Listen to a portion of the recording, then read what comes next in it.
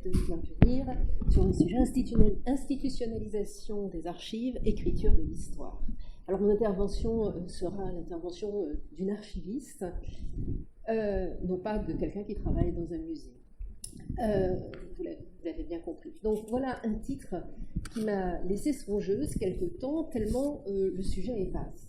Pour l'archiviste, les archives publiques sont évidemment liées aux institutions qui les comprennent.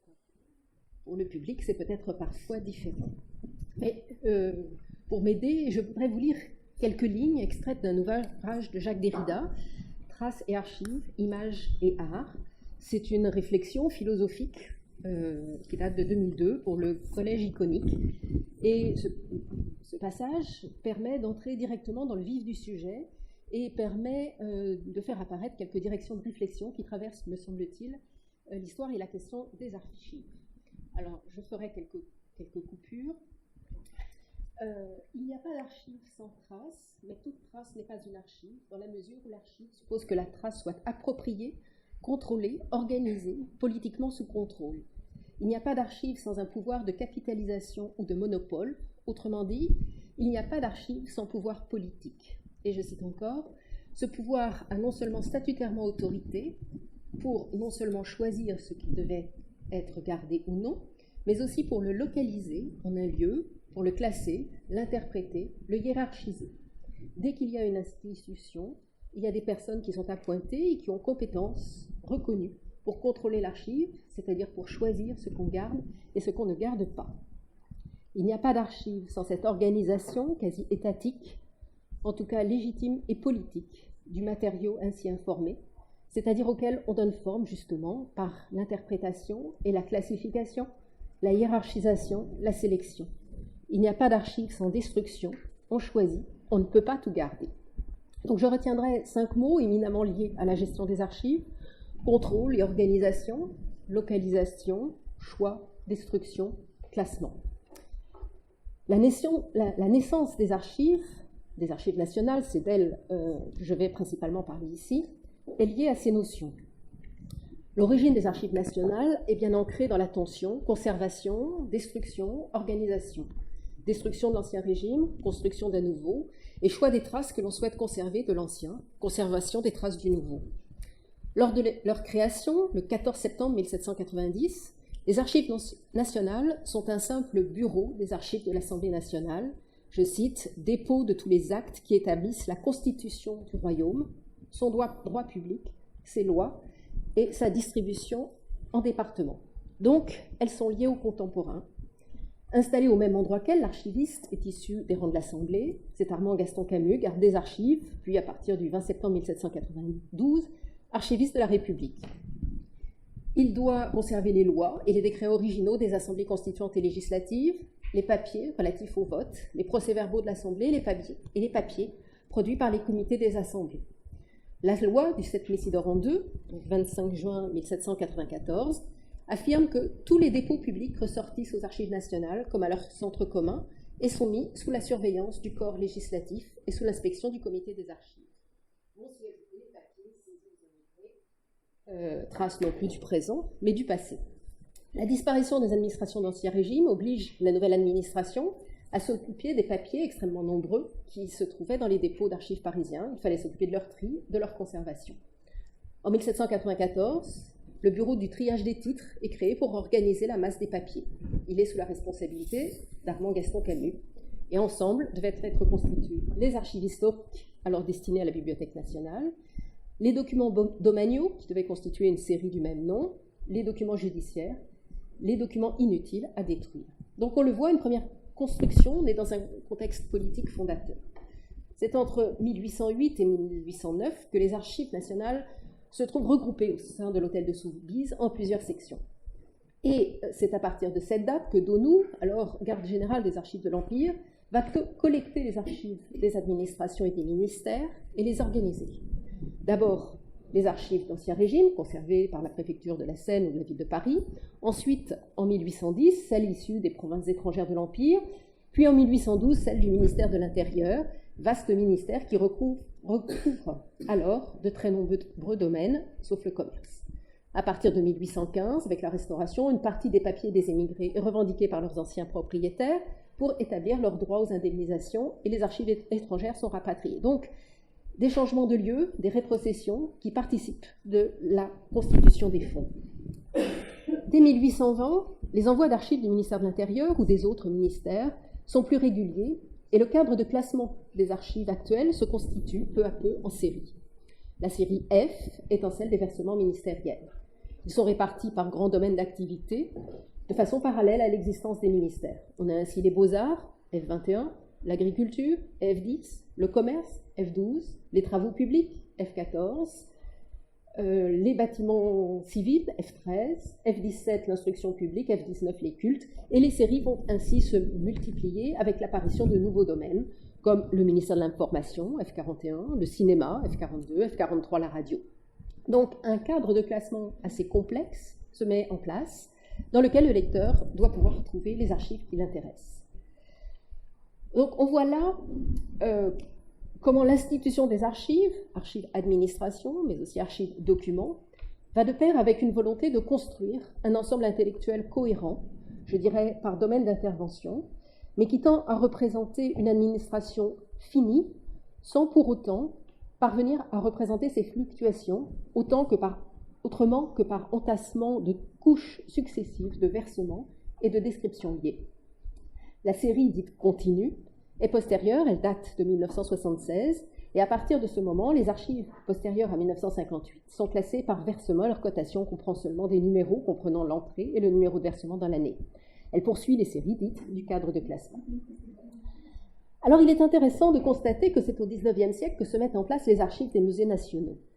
S'il semble que dès l'origine, le musée se soit préoccupé de conserver ses documents, séparant administration, département et comptabilité, en 1858 est nommé un archiviste bibliothécaire, Gaëtan de Motion, et il met en place un cadre de classement à l'origine du cadre de classement qui va perdurer, je crois, jusqu'aux années 1970, avec quelques petites modifications, pour classer les archives des musées.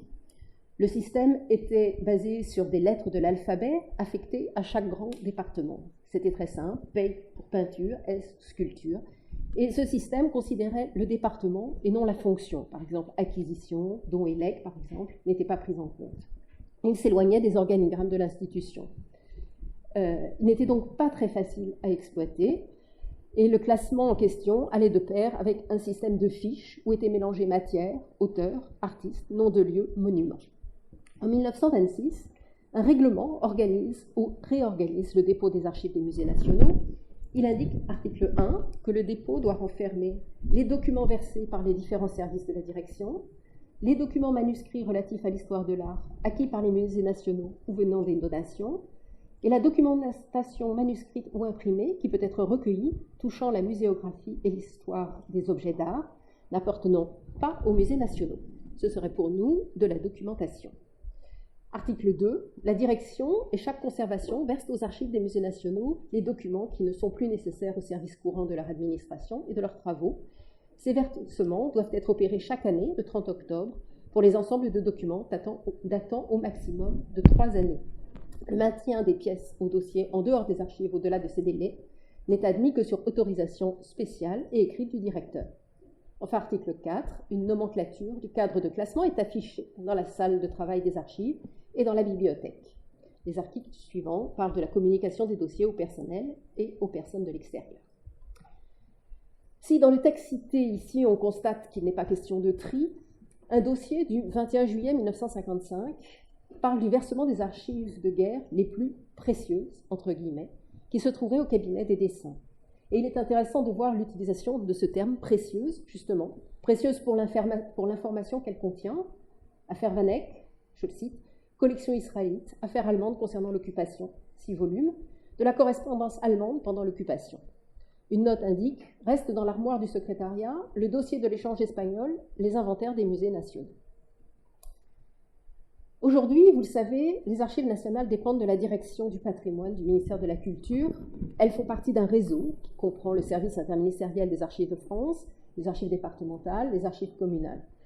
Et dans les principaux ministériels, les missions archives sont chargées de collecter les dossiers administratifs qui doivent être conservés de façon définitive pour établir des droits ou pour écrire l'histoire, avant versement aux archives nationales.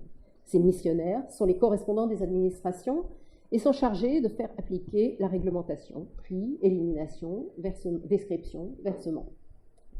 La chronologie des textes législatifs encadrant les archives permet de se rendre compte qu'ils sont nombreux, mais qu'aucun texte global n'existe avant la loi des archives de 1979, qui a été remaniée en 2004 et intégrée au Code du patrimoine. L'article L211.1 y définit les archives. Les archives sont l'ensemble des documents, y compris les données, quelle que soit leur date, leur lieu de conservation, leur forme et leur support, produits ou reçus par toute personne physique ou morale, ou par tout service ou organisme public ou privé, dans l'exercice de leur activité. Les documents peuvent donc être anciens ou modernes, sur support papier, sur verre, sur support numérique. Elles peuvent être des photographies, des vidéos, des cartes, des plans, des enregistrements audio, des rapports, des courriers. Article 2. La conservation des archives est organisée dans l'intérêt public, tant pour les besoins de la gestion et de la justification des droits des personnes physiques ou morales, publiques ou privées, que pour la documentation historique de la recherche. Les archives sont librement communicables, mais il y a des exceptions. Je n'insiste pas sur cet aspect. C'est dans ce contexte que les archives nationales reçoivent de très nombreux lecteurs chaque année, aussi bien des citoyens essayant de faire valoir leurs droits que des étudiants ou des chercheurs confirmés. La salle des inventaires, aujourd'hui virtuelle et disponible sur Internet, permet de s'orienter dans les instruments de recherche. Sur Internet, une grande partie des inventaires qui décrivent les sources sont donc disponibles. La recherche se fait par mots-clés, en texte libre ou suivant les producteurs, en restant fidèle à la logique d'archivage. Les instruments de recherche décrivant un même producteur étant rattachés à une fiche qui décrit ce producteur. Il est ainsi possible de croiser les sources. Les archives de la direction des musées de France, ou à partir de 1959, les archives des cabinets, viennent donc compléter les archives des musées nationaux. Les archives nationales ont mis en place des partenariats avec certaines universités ou certains établissements. Dans le cadre de l'ABEX, il a été possible de monter différents projets qui sont venus enrichir le programme scientifique, culturel et éducatif des archives nationales pour une période allant de 2017 à 2020, et ce programme est foisonnant. Je vous donnerai quelques exemples de réalisations en rapport avec le secteur de la culture.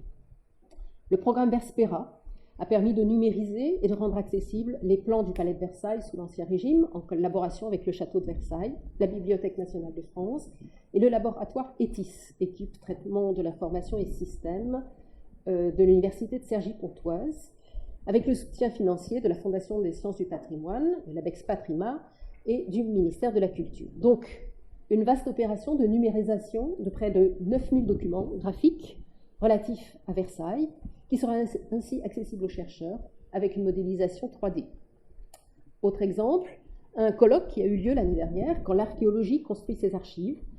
Ce colloque a eu lieu au musée de Saint-Germain-en-Laye et aux archives nationales pour interroger le rapport entre archives et archéologie, archives et artefacts.